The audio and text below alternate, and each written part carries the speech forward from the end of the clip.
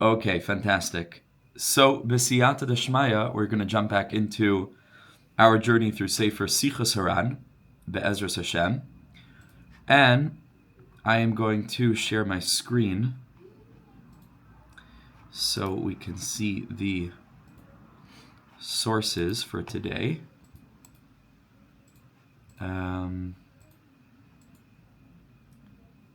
Let's see. Okay.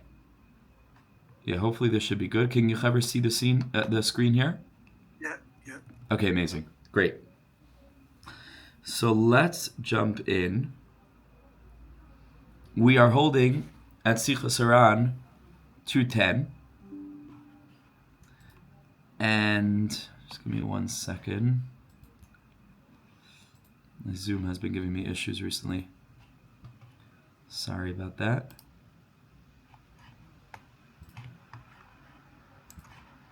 Sorry, 1 second.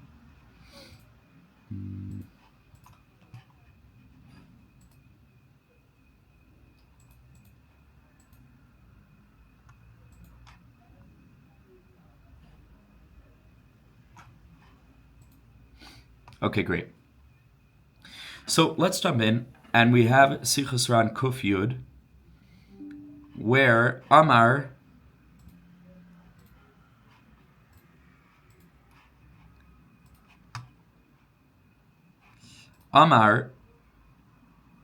Rebbe Nachman said, Kol mashu hu tzarich lasis beravim, kashalai ma'oid ma'oid. Anything that he had to do in public, he found incredibly difficult. And it required tremendous self-sacrifice to do anything in public. Okay, I think the statistic is true that a person that people generally fear public speaking more than they fear like death or something like that. Like people would actually rather die than publicly speak. I'm not sure if this was the same thing. I don't know if that's the same inyan. I imagine that obviously, as we're going to see by Rabbi Nachman, it's much deeper than that. So it's not necessarily like a fear of public speaking, but it was incredibly difficult for the Rebbe, really without explanation, to do anything publicly. V'siper, and he told Shekoidem HaKiddush, Teva Rishona Shel HaKiddush, that when he had to do something publicly, which is one of the only things that he did in public, which was make Kiddush on Friday night, when he wants to say the first word, Shel HaKiddush, Nidmalai, Sheteitze Nafshe Mamish. He feels like he was going to die. Before saying over Torah publicly, which of course was another very important thing that the Rebbe did in public. Torah, when the Rebbe started to reveal a Torah teaching, so there too, the Rebbe felt the same way. As he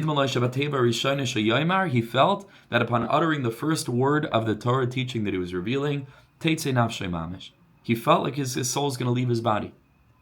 In Yiddish, he said, "Wie ich will arois lassen das erste Wort." When I just want to say the first word, "Dach sich mir ad geis ich arois." He says, "I feel like I'm leaving." Gei ich arois. V'lo hayem espadel of nea amud b'shum pam. He never, as we're going to see, almost never ever davened for the amud.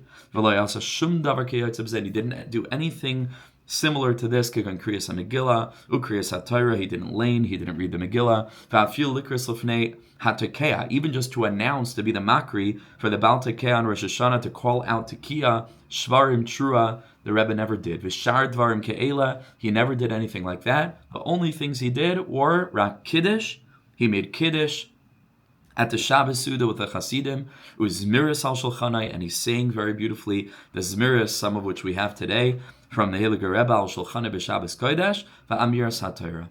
And he delivered Torah teachings. Those were the three things that the Rebbe did publicly. Outside of that, there was no other public servicing of the Kehillah in any other way. And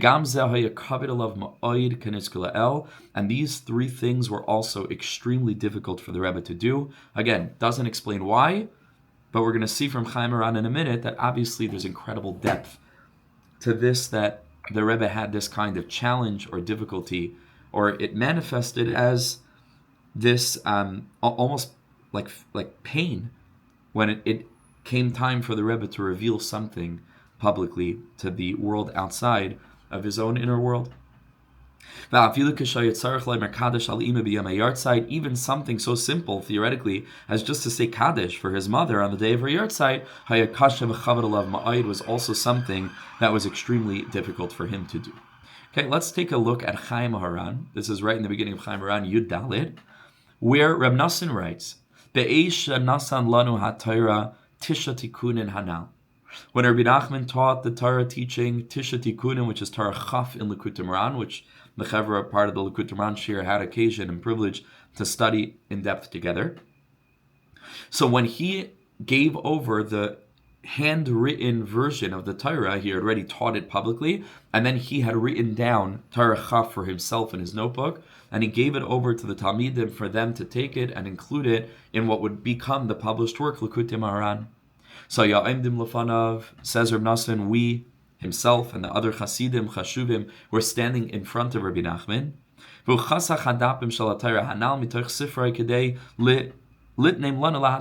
And he was ripping out the pages of Torah Chaf that he had written down in his own Ksav Yadei HaKadosh, in his notebook, or whatever he had over there. He was ripping out those papers, or that part of the larger paper, in order to give it over the Talmidim that they should print it in the Sefer. And so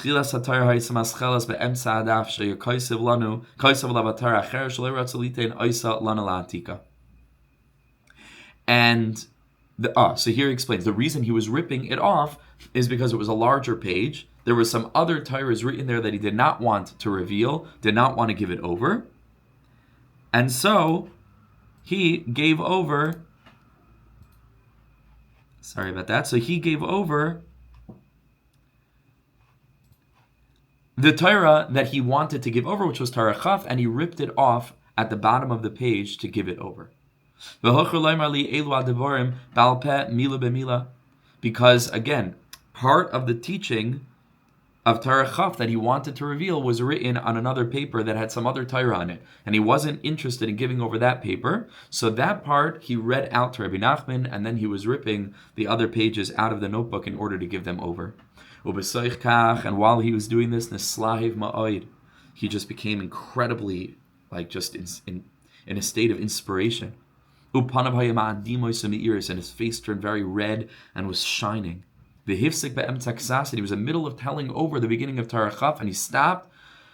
And it was a tremendous wonder to everybody who was watching this. Like, what was going on there? What happened to the Rebbe? Afterwards, he told us that evening, which was the evening of Yud Tes Adar, was the yahrzeit of his mother, the very holy woman, Fega, right? Rabbi Nachman was so incredibly in awe of his mother that after he left the world, he chose, and he told the people that he should not be called after his father, Rabbi Nachman ben Simcha, which is ordinarily the way that it is, because his mother was such an incredible woman who was actually called Fega Hanavia. They called her Fega the prophetess because she was such a Balas Ruach HaKodesh. He wanted to be called after her. And so that evening was the yahrzeit of his mother, Fega. Excuse me, because that evening was Yud Tes Adar, Ushachach, and he had forgotten. And he didn't light a candle, and he didn't say Kaddish. Forgot the date. And that year was a Shana Mu'uberes. The yahrzeit was in the 2 months of Adar that he was marking the yahrzeit. And he said, as we were writing over and copying over the part of Torah Chaf that he was telling over Baal Peh to Reb Nachman, because it had been on the page that he didn't want to rip out and give over entirely because there was Torah there that he didn't want to give them. So while he was saying it over, he was explaining what happened to him. His mother came to him in a vision, and reminded him that it was her yahrzeit. So it taketh immediately after he told this over Kar a minyan, they called together a minyan of Chasidim, V'lamad Mishnayos, and they learned Mishnayos, which is the minhag to do for a yahrzeit. We know that Mishnah is the same letters as Neshama. V'amar Kaddish v'hidlik ner b'shvila, and then he said over Kaddish, and he lit a candle lahaskir to remember as a schus for her Neshama. Uvabayker karagam came minyan lechadrei, and in the morning he also called a minyan to his special room, sheyashav sham, where he was sitting, uparas al shema ba'atzmai, and he led the tzibor. He was the shliach tzibor. Va'amar baruch hu kedusha, and he said baruch hu, and he said kedusha, all of what is necessary to have a shliach tzibor. V'achar kach kol kadishim shel uvalatzion, and he said everything else, all the kadishes and the kedusha and uvalatzion and the tefillah of David, u'pitamaktaris v'aleinu, and he davened everything and led the tzibor. Va'amar kula ma'atzmei lena der echad, he said everything by himself. He didn't leave anything for anybody else to say. He was the shliach tzibor mitchila v'had saif. V'achar kach lamed mishnayos, and then we learned more mishnayos. V'amar oid kaddish rabbanan, and he said over kaddish rabbanan. V'amar achar kach, and then he told us shemiyam ablei paras al shema. This was the first time that he ever davened for the Amid. V'zahia pam rishon etzlei shama baruch hu kedusha l'fnei anteva v'oidiyesh b'zeh dvarim megai. And there's a tremendous amount of depth here. Okay, without getting into the whole depth of it, Torah Chaf, to the Chaver who remember, who were following with us and learning with us when we learned it, a long time ago now, a bunch of months ago, we learned that Torah Chaf is about a neshama in the world, through which all of the Torah in the world flows down through that neshama. Okay, in Torah Chaf, it's the aspect of Miriam, right? Miriam represents, emblematizes this neshama, that all the pirushim of Torah flow down through that neshama. And the Rebbe speaks over there about the importance of a tzaddik who wants to draw forth teachings from that source to daven in the presence of the kehila, to whom he's going to be revealing Torah, to include them into the Torah that he was giving over, so that he can then be mamshech, he can draw forth mayim chayim, holy water, right, from the be'er of Miriam, which was the rock that Moshe Rabbeinu ultimately hit, and he got punished for that because he did things improperly in this regard. That's how Rebbe Nachman learns it over there. And what he should have done is he should have daven lakti sheini lefnei ha'am, right? He should have sanctified Hashem's presence by davening humbly instead of taking it by force, and that's what the Rebbe says over there. But you see that it's very relevant to this context, because Rebbe Nachman writes that it appears from context here that Rebbe Nachman's mother Fega was this neshama in her generation. She was a reiterative revelation of the neshama of Miriam. She was the leiv ha'olam, was that heart from which all the Torah commentaries are drawn in that dar.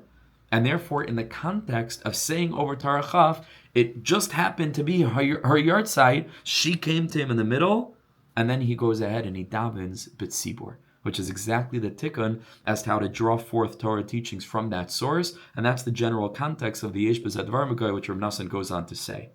But the bottom line is, for what we need for our purposes here, is ki kol divrei Rabbeinu zichrono livracha, all of Rebbe Nachman's utterances, his words, his declarations, umaisios, and the stories shana misapri mimenu that we tell about the Rebbe, ein bahem davar shelo yeh bahem soidos gevois v'nerois v'hatzumos ma'oid ma'oid.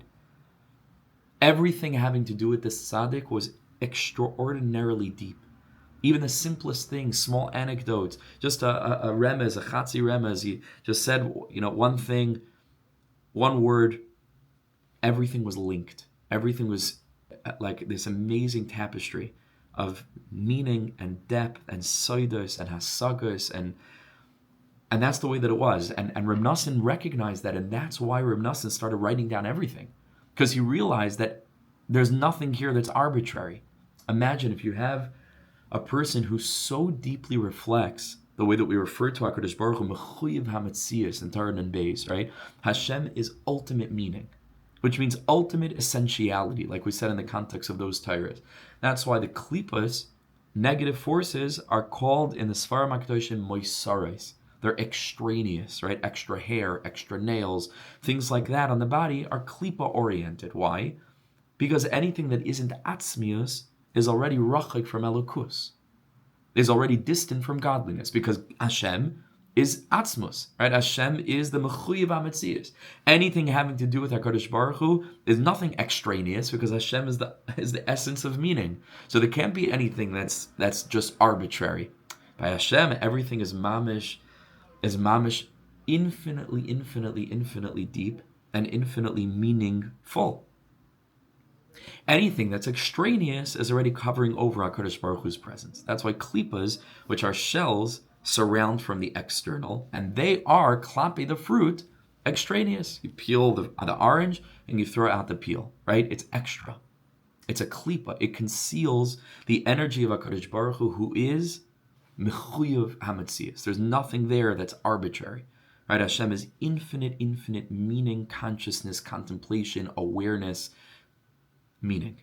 That's what Hashem is. Memela, the tzaddik that reflects that spirit, who turns himself into a kli to allow the presence of HaKadosh Baruch Hu to enter into his life and serves as the vehicle through which HaKadosh Baruch Hu's presence could become revealed in the world in the way, like we learned in Torah Vav, of laharbis b'chvoid hamakim, that a person is mema'et their own honor, they minimize their own presence, and they serve as a vessel to bring HaKadosh Baruch Hu's kavod to the world. Memela, such a tzaddik, which is the tzaddik emes, right, who reaches this level in its pinnacle form, is not going to have anything related to his life that's just random, arbitrary, meaningless. Even that which appears to be totally secondary, right, and not part and parcel of the main narrative of what's happening, which, if you think about it in this context, was Rebbe Nachman giving over Torah Chaf to his students, right? And then just randomly happens to be the yard side, and his mother comes to him in a vision which is deep enough, and then he goes ahead and he davens for the Amud, right? So that's a side thing, right? That just happened to sneak in there. That wasn't the main narrative. But because the Rebbe reflects the Mechuyev HaMetzius, that light, so then Rebbe Nachman started to realize everything that happens with this person is another revelation of that inyan of Chiyuv HaMetzius. Nothing here is random. Nothing here is extra.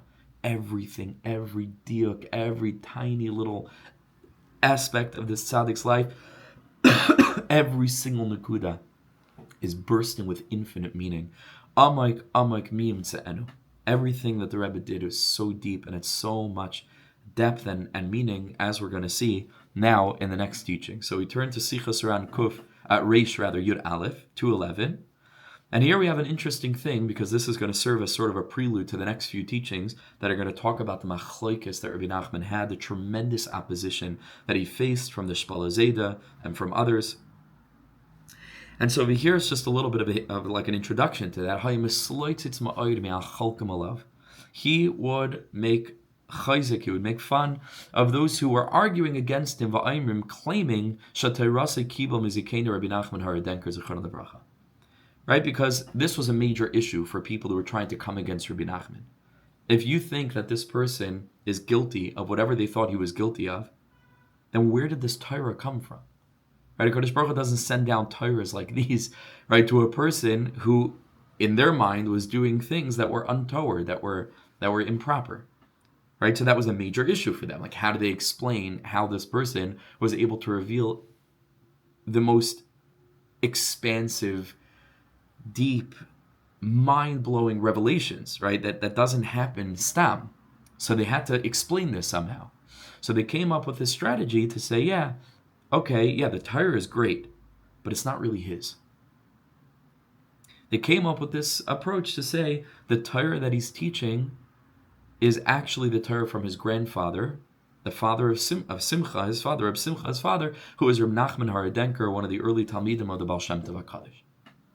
So they said it must be that he was Mekabel as a Yerusha, all these Torahs from his grandfather, and now he's teaching it and claiming that they're his own. And that would explain and reconcile these two conflicting thoughts that they had. Nebuch, the one hand, they thought of Rebbe Nachman as being Chas v'Shalom, right? Something not a tzaddik.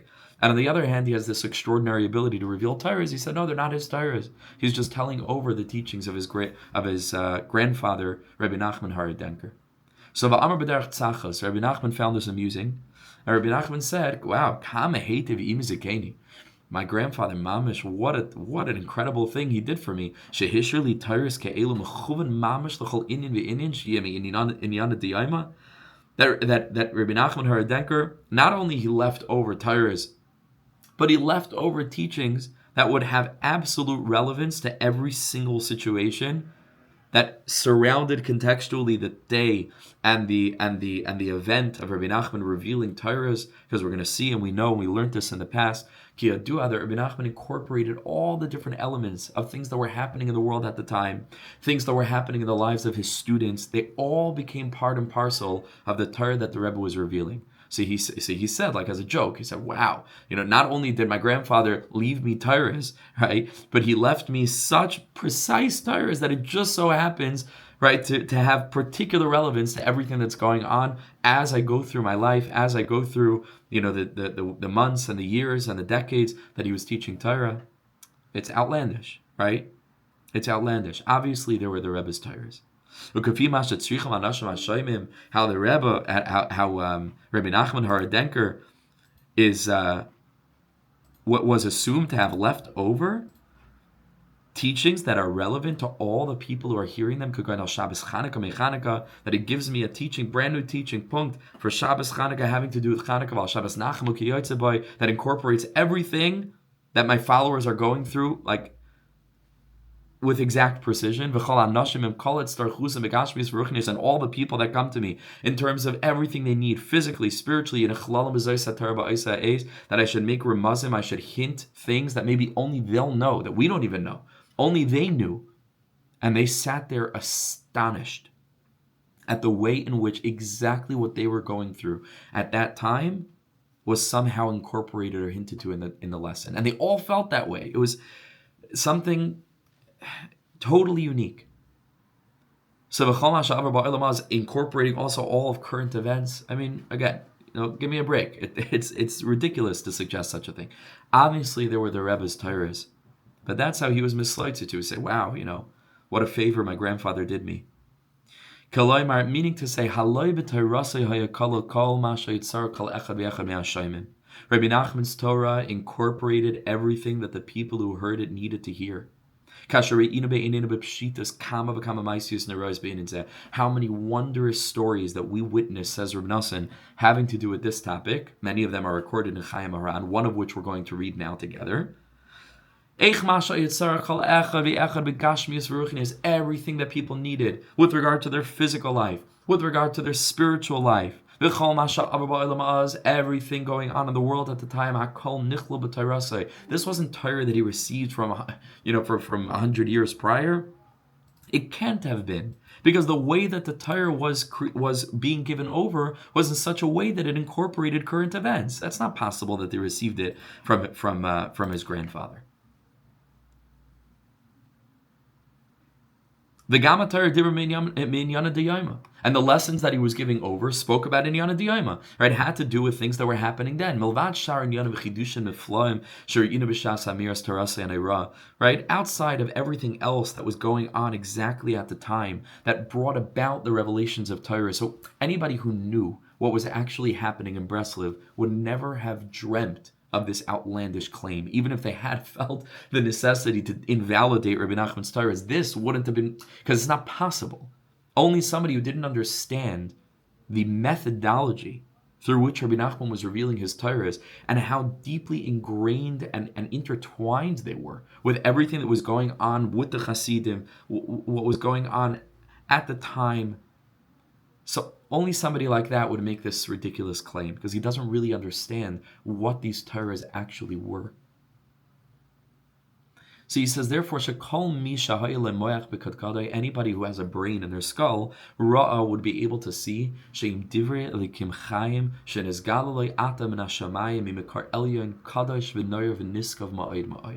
the Rebbe was receiving downloads. And people often ask, who was Rebbe Nachman's Rebbe? Now, who did he learn from? So we know that he had a childhood Rebbe that he would pay out of his own pocket money, or whatever money he had. He would pay for extra Dafi Gemara, and this Rebbe taught him. We know that he grew up in the house of the Baal Shem Tov. Anybody had the privilege of being by the Baal Shem Tov Shul, so right next to the Baal Shem Tov Shul in Mezhbish, the Bach Shul, and then the Baal Shem Tov Shul, and right next to it is the place. There's no structure there anymore. Was the place where the Baal Shem Tov's home was. That was where Rebbe Nachman grew up, like right there. We just took a trip with the Chaver Chodesh Nisan. We were just walking around in there, just like imagining the Rebbe as a child was in that place, mamish. It's an incredible thing to stand in the Baal Shem Tov's house, So the Rebbe grew up there, and we know that many of the Hasidim, many of the Tzaddikim would visit Mezhbish. They would go to the kever of the Baal Shem. They would go to spend time with Rebbe Nachman's father, Reb Simcha. And so the Rebbe drew from many of the Tzaddikim, and he had a relationship with many of them. But ultimately, the Rebbe got his Torah from the same place that the Ari HaKadosh got his Torah. Who was the Arizal's Rebbe? Eliyahu Hanavi, Giluyim. It wasn't the standard kind of tzaddik who receives the Messiah, and then uses his own personality, his own mind to be able to reveal, new angles and facets from within the Messiah. The Rebbe was a different kind of tzaddik. There's no continuity between what came before the Rebbe and the Rebbe. It's a new revelation. In the same way that there's no continuity between what came before the Baal Shem Tov and the Baal Shem Tov. You can find within the Torah of the Baal Shem Tov streams of thought that came beforehand, the Ramchal and the Maharal and others. But the Baal Shem Tov is a brand new stage of revelation. And the same is true with Rabbi Nachman. He isn't just another Hasidic Rebbe like the Hasidic Rebbe's, great as they were. All of them you can trace back to the Maggid, and the Maggid you trace back to the Baal Shem. Rabbi Nachman's Torah is a new thing. It's a new Gilui. These ideas didn't exist in this form. It's a brand new consciousness. It's something new, something brand new. And that's what Rebbe Nachman writes here. Anybody who has a brain in his skull and is studying Likutei Moharan today, but Alachas Kama V'Kama, who was present at the time where these teachings were first revealed, was able to see with total clarity, Sheim Divrei Elikim Chayim, they are the words of the living God, Shenisgalu Lo Atam and Hashemayim, that were revealed to Rabbi Nachman right then and there. At that particular moment in history, not Torahs that he could have possibly gotten from his grandfather from a previous dar, and that they came Mimikar Elyon. They came from an incredibly elevated place. In Kabbalah, the word Elyon is always a reference to the world of Bina, Bria, which, without getting into the depth of it, is Rabbi Nachman's tikkun, is the Olam HaBina, is to be able to bring us into a place where we can still see the fragmentation, but we're able to see the light of Chachma shining down into all of those separate pieces, bringing unity, bringing a holistic perspective, bringing healing to all of it. That's the Rebbe, Mimikar Elyon, Kadosh v'Noira, holy and awesome, and niskav and elevated ma'od ma'od. Hayachidushim chadashim shaloi nishmu ba'olam. Rabbi Nachman was revealing brand new chidushim that nobody ever heard before. It didn't exist. New giluyim straight from Hashem, straight from Shamayim. So therefore, so the Rebbe was basically implying, how could anybody entertain such a folly? That Rabbi Nachman Haradenker, who didn't reveal any Torah in his lifetime, certainly not of this nature, privately stored up all of these Torahs, the Kol Kach Maisius and all of the stories, the Supreme Maisius, the Kol Kach Sichos Niflois and all of these extraordinary tidbits of wisdom that are captured in Sichos Haran and Chaim Haran and all the different Sefer Amidas, everything. The Kol Kach Sichos ve'etzes Niflois shedibra Yimanu and everything else that Rabbi Nachman revealed. Va'akoli Gil Rabbeinu Zal Daika. And he didn't reveal them to anybody else. Nobody knew about them. And then he spared them from his children, right? And he gave it over to this particular grandson. How could that be? And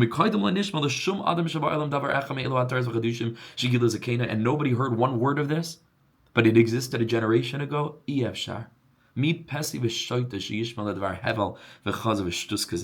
Nachman felt very, very strongly on the topic, right? These are strong words. You don't usually find Rabbi Nachman speak like this. Who is the fool and the idiot, essentially, that would listen and believe such a vanity and such a falsehood and such a folly of this nature? Okay, Rabbi Nachman felt extremely strongly about this. Gam Amar, and then Rabbi Nachman also said, Shemisha Yedeo Makir Ezekene HaKadosh Mereinu Harav Rabbi Nachman Haradenker Zochron Debracha. Rabbi Nachman also said that anybody who knew his grandfather, after whom he was named, Rabbi Nachman Haradenker, Yedea Shaloi Hayabal Torah Kazeh. He was known not to be a Talmud Chacham of this nature, to be able to think in this analytical way. We're not taking anything away from his holiness and his awesome stature. But he wasn't such a Baal Torah of this nature to have such fluency, with the Rebbe's fluency. He had extraordinary fluency of Kol Torah Kula, the most obscure psukim, he just on his fingertips. Shas, Bavli, Rishalmi, Midrashim, Zar Kadosh, fluency, Rashi, Marsha, everything. So Rebbe Nachman Ardenker, it was known, wasn't about Torah Kol Kach, Mikol Shekain, Chidushim Keila, certainly not on the level to be able to produce Chidushim like these. Slavkovich. There was one time an elderly man who came to Breslov from this town of Slavkovich, Shahayadea, as a Zakena Harava Kadosh Marina Rabbi Nachman Haradenker, who knew Rabbi Nachman. And he came to see Rabbi Nachman. Anava Amar, so Rabbi Nachman said, listen, you knew Rabbi Nachman Haradenker. So, Heim Aimrim Shatarasi him is Zakena Rabbi Nachman. Zal. And they say that my Torah is the same as the Torah from Rebbe Nachman, and he gave all the Torahs over to me, and that's how I'm able to have all these chidushim. And he said it in front of someone who knew Rebbe Nachman Haradenker, who ostensibly could have pushed back if this wasn't the MS, that wouldn't you agree that if Rebbe Nachman Haradenker, my grandfather, would hear my Torahs, it would be a chiddush to him also. Not only are they not his, it would be mind-blowing for him also to hear brand new revelations. Rabbi Nachman knew where he got his teachings. They were his alone. He wasn't, just sort of ghost, being the public writer for Torahs that were, ghost-written by Rabbi Nachman Haradenker. Okay, so here we have a teaching, a phenomenal teaching, that's also quite siyata d'shmaya for us to be learning this, also punked now, right before Shavuos, or the same Indian with our Lakutim Moran Chabur in the mornings that we just happen to be up to Taran and Vav, right before Shavuos, incredible siyata d'shmaya. Same idea here, where we turn to Sichos Haran, Shin Tzadi, 390, where Rebbe Nachman writes, B'Lekutei Tinyana Siman Dalid, that in the very lengthy and extraordinary fourth teaching in Likutei Moharan Tinyana, Mashem Mavar Sham, at the very end, Rabbi Nachman just goes on this, seems to be like a non sequitur, like it's not even a tangent, it doesn't really seem related at all. Me'inin Refuas Hamaka, with regard to healing wounds. And he speaks over there about wounds that have like pus inside of them. You have to open them up and take out the lechus, take out the liquid inside that's causing that's causing infection and to clean the wound, etc. Why all of a sudden is the Rebbe starting to speak about something that appears to be completely unrelated? Amar Amatik. So the Matik, the one who's writing down these words, says, Shamati, the editor, Shamati me Anshi Shleimenu.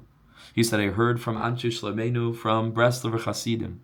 Shekaidim Shavuos Hazeh, because that Torah was given over on Shavuos, that prior to that Shavuos, Shenemar by HaMaimer Hanal, that Maimer, that's also B'Yom HaBikurim, which is the same pasuk that Nun Vav, which is the Torah that we're learning now, is on, that prior to Shavuos, there was a very prominent Breslov Chassid in the city of Ladzin,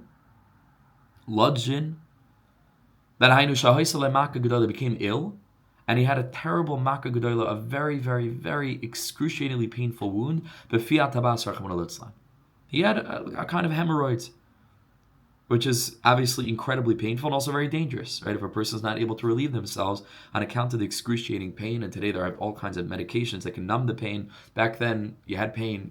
That was it. They didn't have such easy, ways of numbing or pain killing and things like that. And he became extremely ill. So much so that the doctors gave up. They said he can't live like this. They gave up on him. Visibaka, even if they were to open the wound, the tibaka, and it would become punctured. Excuse the gory details here, but we're just reading what it says. They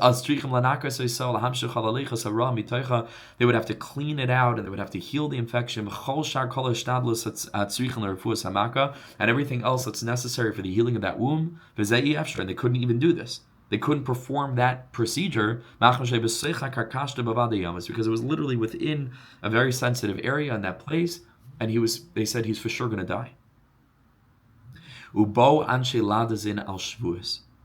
So his friends, fellow Breslover Hasidim, came from Ladazin for Shavuos, when Rebbe Nachman revealed his major Torah 3 times a year. Shavuos, Rosh Hashanah, and Shabbos Chanukah, the Rebbe would reveal major Torahs that go on for pages and pages in Likutei Moharan. So this person's compatriots, his fellow Breslover Hasidim from Ladazin, came to Breslov on Shavuos with Sipru L'Rabbeinu Zechon Levracha Zechat Tzadik Levracha Odes Kol Hanal, and they told Rebbe Nachman about the suffering of his precious Breslover Chassid, about his Talmud. Achar Kach b'Shavuos Amar Rabbeinu Zechon Levracha Amaimer. So that was Erev Shavuos. Comes Shavuos, and Rebbe Nachman is revealing his very lengthy Torah, which became Torah Dalid in Likutei Moharan Tinyana, and all of a sudden he starts speaking about Refuos. The Shamer Daber Me'inyan Refuos Hamaka B'Pratius, and not only Refuos, he starts to speak about this exact kind of wound that needs to be opened up, and needs to be cleansed, and needs to be healed, the infection. Pitom. And it doesn't seem to have any kesher with the Mahalach HaMaimer over there, just randomly. When they returned to Ladazin, it became known to them that at the very moment that back in Breslov, Rabbi Nachman was revealing this part of Torah Dalid, which spoke about the opening of the wound and the healing of the infection, at that very minute, Nivka Amaka, this person's wound opened up, the Takef Nakalai Mikaevai, and the pain lessened, the Achar Eze Yamim, and a few short days later, Nigmar Refuas Hamaka B'Shleimas, the wound was completely healed. That very moment. So v'haklal, the point that we're making here is that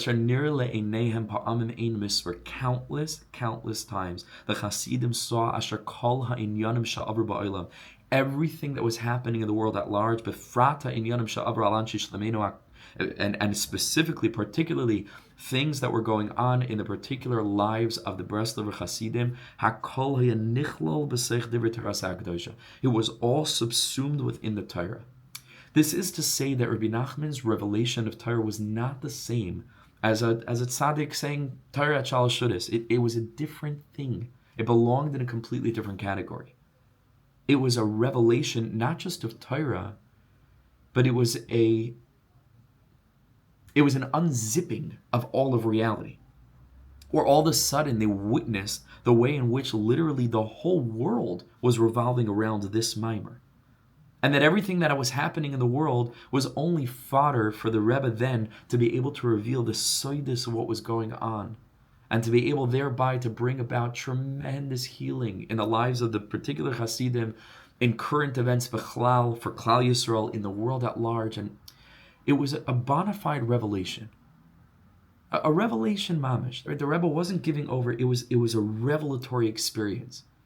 Where it wasn't just that they were hearing nice divrei Torah, right? That was the least of it. Beyond that, they were seeing the way in which the Torah that the Rebbe was giving over was the code of reality.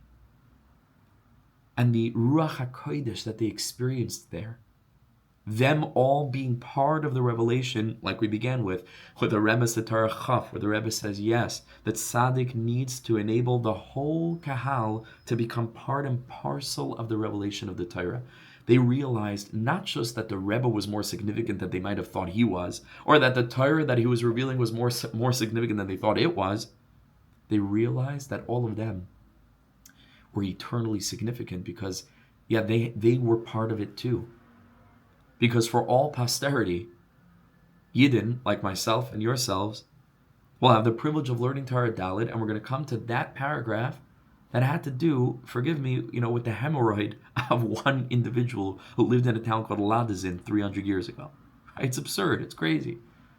And we're drawing chizik from this in our own lives. Yet that chassid and his ailment was part and parcel of this extraordinary master plan, this broader context that until Mashiach comes, we won't really fully understand it. Soidos, soidos, soidos. Soidos neiroim atzumim. And therefore the Hasidim began to realize, not just that the Rebbe was teaching them about Emunah, they have to have Emunah. It became clear to them that everything that was going on in their lives was happening mamish with kavana atzuma. So they felt it, they experienced it. And we too, all these years later, who have the privilege of engaging with the Torahs of Rabbeinu HaKadosh, we could feel it too. I just had something recently, I mentioned in one of the morning shiurim. I'll just say it over briefly here again for those who are not following that series. Just a little, and these things happen all the time, but this was just a good example, okay? I've been going back and forth about a course that I am beginning to offer slowly, first privately, not advertising it yet. Still some work to do with it, but I'm beginning to coach individuals who are struggling with addiction to online, inappropriate online materials. Okay, sitting with Yechidim. And it had occurred to me to call the course, it's a very specific system that I've used, Baruch Hashem, successfully in the past, and now I'm offering it in a structured way. And it occurred to me to call this course Ben Chorin. And then I was thinking, Ben Chorin, really, like, we're much more familiar with Bnei Chorin, right? Because that's in the Pesach Haggadah, where we say Hashata Hacha, right? Hashata Avdei, L'Shana Haba, Ba'arad Yisrael, L'Shana Haba, Bnei Chorin. So I was thinking, I just had a thought, not like a major inner battle. It doesn't matter, right? Ultimately, in the ultimate extent, maybe it does, maybe it doesn't. But to me, it's not like so big a deal. It's just the name of the course. I was thinking maybe changing it to Bnei Chorin. And I was back and forth. I was giving it some thought. Because I couldn't really identify, like, where does Ben Chorin come from? Where do we find, like, a source that has the word Ben Chorin? Okay, the very next day comes to the beginning of Torah and Vav. I had given one shiur on it, and then we were up to the second paragraph, the second shiur. And I open it up, and I'm reading over there about the Rebbe says everybody has an inyan of Malchus. Every Yid is able to impact other people. We need to use our Malchus for the appropriate reason. And the Rebbe says over there, to use your power to impact and influence other people for Kvoid Shemayim, which is Kila Shem Amlucha, is a bechina of, and he quotes the pasuk, this was the next day. The pasuk says, Ashrei Eretz Shemalkech Ben Chorin. Fortunate is the land whose king, whose ruler is Ben Chorin, is free. Now, I had known this pasuk because I had learned Torah and Vav in the past, but it would just totally eluded me. It wasn't in my mind at all.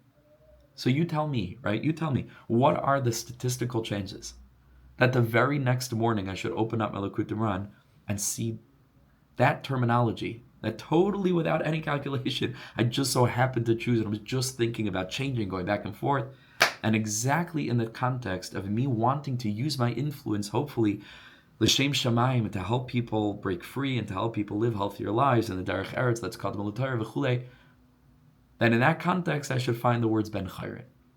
And this is just a tiny example. But Yidden who are connected to Rabbeinu's Torah, you see this Keseder. And then again, like the Hasidim then, but the same is true for us today, we feel that nothing that happens in life, nothing is stam. A worldview that sees things that happen in life as stam is a worldview of klipa. In other words, we are living in a world where we don't believe that HaKadosh Baruch Hu's chiyas and HaKadosh Baruch Hu's nimtza hamachuyav, his presence suffuses everything. We think, yeah, there are some places where Hashem is, and then everywhere else is just happens to be this way. The Baal Shem Tov teaches b'hashkacha pratis, the way that the Baal Shem Tov understands hashkacha. A leaf doesn't fall down from a tree. Its trajectory is by design. Everything that happens in life, everything, kol el hakol, is bursting with infinite significance. So we don't want to live in a worldview of mikra, amalek, carry. Just had in last week's parsha, right? Again and again and again. Im telchu imi bekari. That's what it means. To live in a world of mikra. Oh, we want to live in a consciousness where we really, really feel and can experience that every single thing is mamish min hashemayim, mamish. And with the Rebbe's Torah, you feel that. You mamish feel that. Okay, so it was true for them then, it's true for us today. And that's what Rebbe Nachman writes over here. V'haklal asher nira le'einenu pa'amim ein mispar. Le'einayim be'amim ein mispar. We saw innumerable times asher kol ha'inyanim sha'avru ba'olam. Everything that was going on in the world. Specifically things having to do most overtly with the Breslover Chasidim. Everything was written in his Torah. And through his Torah, he drew down healing and rectifications, and sweetenings, with regard to everything happening in the world, in the generality of things, in the particularity of things, spiritually and physically. We move on to Sichos Haran Kuf Yud Reish Yud Beis. This is an interesting anecdote. Pama achas amar, one time Rebbe Nachman said, Halacha Rebbe Nachman b'dinei. He quoted the Gemara, which says that we follow Rebbe Nachman in the Gemara b'dinei with regard to monetary laws. So the Rebbe said he applied this with regard to himself and those who were chaylik on him, those who were fighting with him and opposing him. Those who were opposing him and arguing against him. He says, obviously the halacha is on my side, because the Gemara says, because the halacha is like Rebbe Nachman when it comes to dine. So al pi pshat in the Gemara, dine means dine mamanis, right? Means choshe mishpat, right? Halacha is relating to monetary law. But the Rebbe says, ki dine hu lashon machlekes din, it can also mean machlekes, right? Sheshnei bnei adam mechalkim lifnei habeis din al eze davar, right? Because that's why it's called a beis din, right? It's a place where people enter into din with one another in order to try to see who's going to be zoiche in that particular court case. So that's the inyan of the dinei. That halacha Rebbe Nachman b'dinei. And the Gemara, Daf Lamed Daled, Amid Aleph and Gittin, it says halacha Rebbe Nachman, v'halacha Rebbe Nachman v'hilchas Knachmeni, and the halacha Knachmeni, and the halacha is like Rebbe Nachman. Again and again, Rebbe Nachman said it speaking about me. Maybe he said this tongue in cheek, but it was a remez to the fact that the truth was on the Rebbe's side, and that, like we learned earlier, everything that they were claiming about Rebbe Nachman was totally strawmanning. They were inventing a person and then arguing against that. The Rebbe Nachman said, I would happily oppose that also. Right? That's not me. Right? So I would, if there was such a person doing the things that you claim I'm doing, I would oppose him just like you would. But that's not true. It's not me. It's something else. They created a person, the Rebbe said, and they're fighting with him. Okay, finally, let's finish up. 213. Reish Yud Gimel. Shamat b'shmoi. One time Rebbe Nachman spoke shadibur b'inin machlekes, and he spoke about the concept of opposition. Va'amar, and he said shalachara ma'achbat shezeh medaber al zeh. He said l'cha'ira, theoretically, why should I care if people are speaking against me? What does it matter? What does it do to a person that other people are opposing him? He knows what the truth is. You carry on doing what you're doing. Why did he have to be mityaches to this at all? But the Rebbe said, I'll tell you the truth, even though on a certain level it doesn't matter at all, but spiritually speaking, when a person has opposition, this can cause that spiritually the person is impacted negatively on account of having opposition. And so it was the spiritual repercussion that Rebbe Nachman was worried about and was concerned with. Okay, in Sham Rabbi Sein is Chana Levracha, like Chazal say the Gemara in Sanhedrin Kuf Daladam and Beis. Shirat to Limnais Gamesh Shleim HaMelech Alav Shalom. A shocking Gemara, but the Gemara says that the Anshe Knesset Hagdolah wanted to include Shleim HaMelech among the list of the wicked kings who don't have a chelik in Olam Haba. Shockingly. And the Gemara says Anshe David v'nishtatach lifneihem. David HaMelech came, and David HaMelech appeared to them, and he implored them, and he protected Shleim HaMelech by his merit. You see, they could have had a koyach to literally pull down Shleim HaMelech and put him on that list. Just by the fact that they were going to in a certain sense, argue and oppose Shlomo HaMelech that could have put him on that list. And we don't understand any of what that means, right? We can't be masig any of that, but that's what the Gemara tells us. But Amar and Rebbe Nachman said, just to conclude, Amar David HaMelech alav hashalom. This is what the Heilige David HaMelech says in Tehillim, Sarim ridafuni chinam. Princes have pursued me chinam, needlessly, for no reason. Hainu shegedolim v'sarim ridafuni. I, says Rabbi Nachman, was pursued by gedolim. But I know that it's for nothing. It's for naught. They will not succeed in getting in the way of what I need to bring to the world. They will not succeed in their opposition. Why? How do I know that? Because the pasuk continues, Ki umidvarecha pachad libi. Because I know shani mefachid midvarecha. I know that I have yiras shamayim. I see that despite their opposition, I'm standing strong. I'm connected to you. I know that I'm doing the right thing. I know that I'm doing what my neshama came to the world to do. I know that it's l'shem shamayim. I'm not doing it for my own kavod. I'm doing it because I'm trying to reveal your light in the world in a compassionate way to bring people closer to you. If I know that, and I see that the opposition is not causing me to have my avodah interrupted, that's a raya that the opposition is unfounded. That's sarim ridafuni chinam ki umidvarcha pachad livi. Sha'ani mefachim midvarecha da'ayna sheyesh li yiras shamayim. I still have yiras shamayim ve'eini noifel mimadrigasi chas v'shalom, and I am not falling from my madriga. V'zeu simin, and this is going to be an indicator sha'haradifa shalhem chinam. That this that they're opposing me is aloi davar. It's ceaseless, it's needless. Rabbeinu HaKadosh was an extraordinary tzaddik who was mekabel his teachings, not in some subterfuge, from his grandfather. No, they were his teachings that were gifted to him by revelations mila'ela. And I would say just with one takeaway that we have from this whole thing is that the thing that Rebbe Nachman wanted more than anything else was to be able to avail us the sense that our lives matter. Not just in general, but in every prat uprat. That was Rabbi Nachman's message. That's what he wanted us to live with, that realization. Everything, every tiny detail is mamish v'hashgacha elyoina, especially among those who are connected to the tzaddik, that the Rebbe said, they'll tell stories and stories about my chasidim. Like, it's so meduyak. Because if you think that it was only the Hasidim, who were literally the Hasidim of Rabbi Nachman in Uman 200 years ago, whose lives were included and incorporated into his Torah, we're missing the boat. We learned last time that Rabbi Nachman said, remember, everything that I teach is Lashar Yeshnu Payayim, Lashar Yinenu Payayim.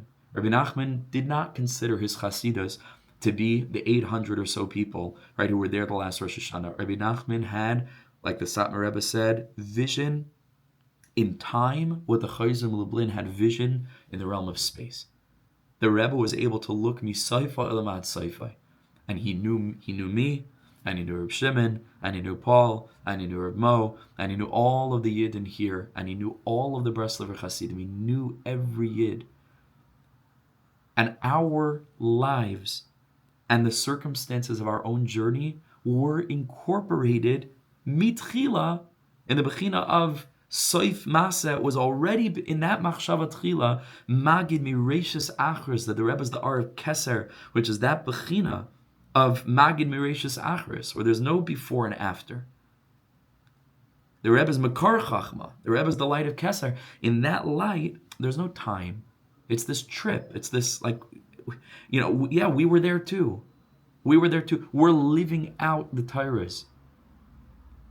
So the Rebbe incorporated into his Torahs the things that happened in the past and the things that will happen in the future, like we learned from Rabbeinu HaKadosh, that the Rebbe said, all of my Torah includes Ruach HaKodesh, and if a person listens very carefully, they could find Asidus from my Torah.